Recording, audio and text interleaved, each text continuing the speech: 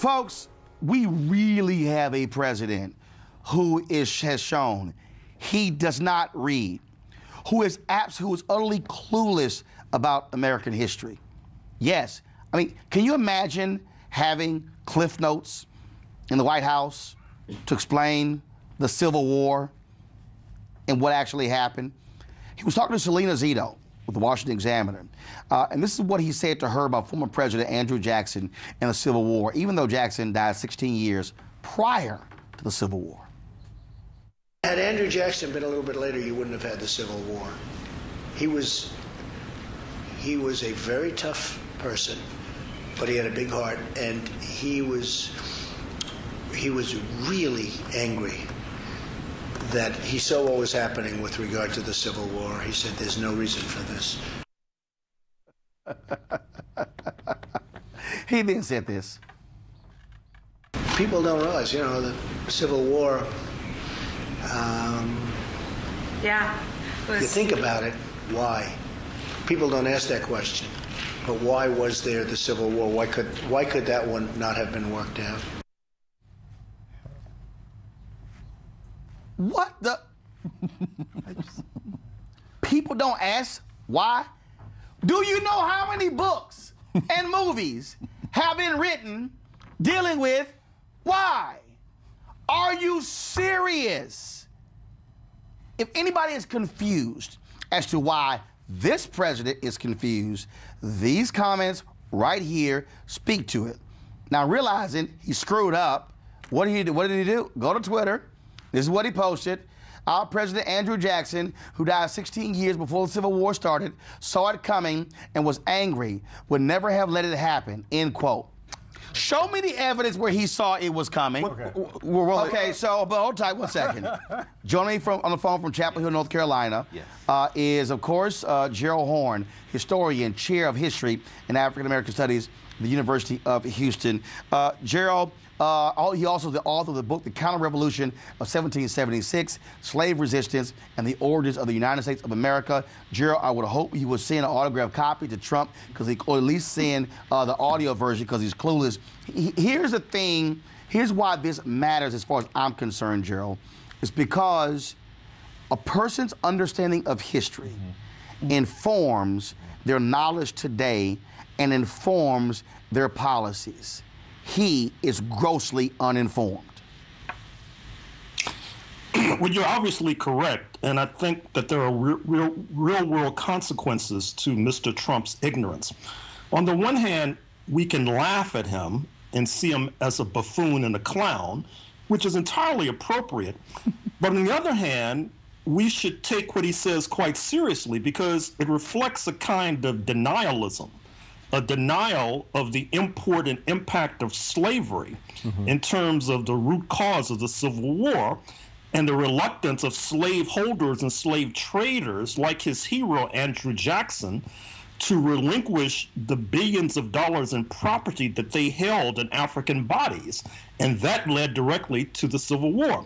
As you know, there's this fake news out there that suggests that the Civil War was all about states' rights or was all about tariffs imposed by Washington. And if you take that point of view, it inevitably leads to Mr. Trump's wrong-headed conclusion, which is, why didn't they just file a lawsuit?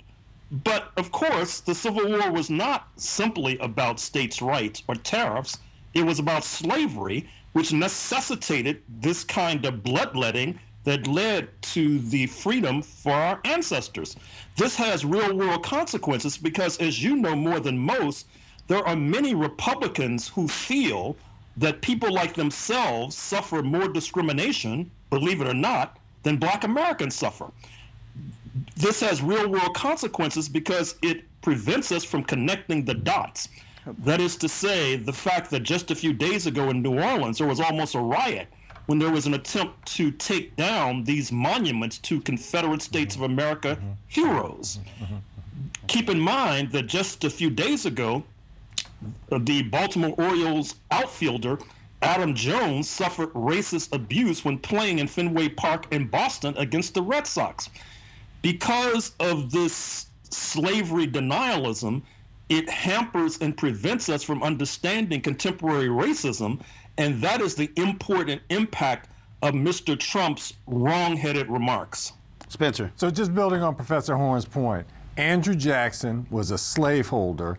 If he were going to avoid the Civil War, you know, I'd be out there picking cotton right now. You know, I mean, his avoiding the Civil War would mean expanding slavery to Andrew Jackson. Precisely. And this is one of the... And President Lincoln opposed the expansion of slavery. He initially was fine with slavery, but opposed the expansion. Well, that's why Gerald's point is so important. You know, the question to ask Trump is not whether or not you know about the Civil War. Not only that, it is how much slavery would be acceptable to you. Right. And when Gerald writes about back what Antonio was talking about earlier, this black-brown unity, part of the reason there's a Texas is because slavery was outlawed in Mexico, and there was black-brown unity. Andrew Jackson was all about expanding the slave market, not constricting it. So the reason this thing is interesting is because when you begin to analyze this here, Trump loves the populism of Andrew Jackson, but ignores the rest.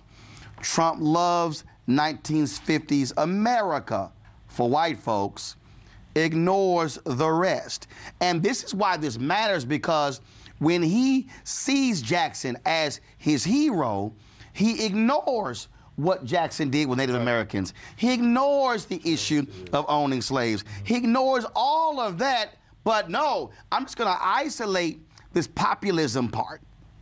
I mean, you know, if you roll back the entire interview, well, first of all, I like to say, if you read the Washington Post, if you read the New York Times, both of their pieces that covered this began with the statement, I think we're making too much of this. So two major liberal newspapers actually opened that, and I agree with that. So let me be real clear. I don't give a damn about the Washington Post or the New York Times. I think we're making too much of it. No.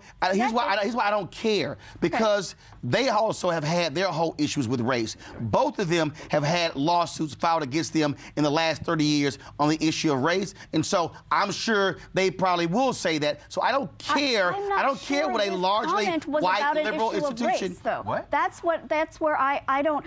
If you roll back the entire interview, first of all, to say that he doesn't understand the history of the period, he talked about the election in which Andrew Jackson won. He was correct. The man thought Andrew Jackson was alive during the Civil War, like he thought Frederick Douglass is at Starbucks right now. No, he did not. What he was referring to, if you take the full personality of Donald Trump, was that he appreciates Andrew Jackson for a certain personality. I agree. No, okay. But Sue, you just proved my point, Sue. You just proved it. He likes negotiator, as an outspoken as a white leader. But Sue, here's my problem. He likes this narrowly defined view of Jackson as if the other stuff, Jose, is irrelevant. Let me just say, by the way, I'm actually thankful for this. Yeah.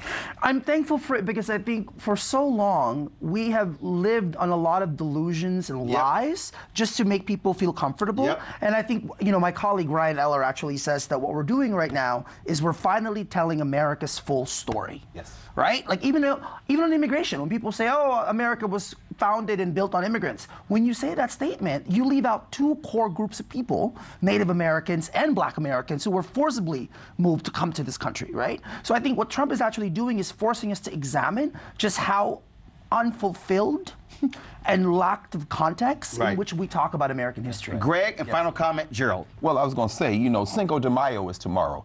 Part of the reason there's Cinco de Mayo is because the Mexicans beat up a European power and they outlawed slavery. This thing about immigrants... Cinco de Mayo is Friday. Go ahead. Yeah, I'm sorry, Cinco de Mayo. Thank you. But the only point I was going to try to make is that, you know, this question of being an immigrant is all oriented around whiteness. In other words, white people come here and then declare everybody else illegal. And Donald Trump is just tapping into that zeitgeist, that ethos. Gerald Horn, 30 seconds, final comment. Well, this conversation is right on, and it illustrates what your previous guest said about that there is no infrastructure in the mainstream media other than this program and perhaps a few others to discuss these questions, these probing questions of slavery denialism, which leads to a whitewashing of U.S. history and then subsequently a downplaying of the terror and misery suffered in particular by Black Americans. Gerald Horn, University of Houston, I appreciate it. Thanks a lot. Jose, Spencer, Sue, Greg, thank you very much. A peaceful protest turned deadly. 37-year-old Black man was shot and killed by Baton Rouge police. His hands are in the air and you still get shot by the cops. Oh my God, please don't tell me he's dead. We're not going to let hate define us.